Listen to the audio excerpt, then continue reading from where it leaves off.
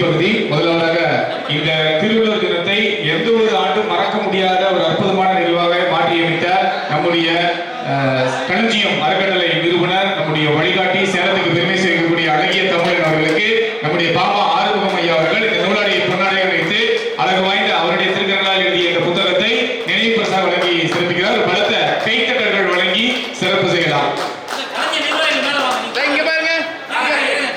களஞ்சியம் பேருக்குலாம் அப்படியே ஜாயின் பண்ணிக்கலாம். களஞ்சியம் மரங்களில் இருக்கக்கூடிய அனைவரும் தொடர்ந்து நம்முடைய அகில இந்திய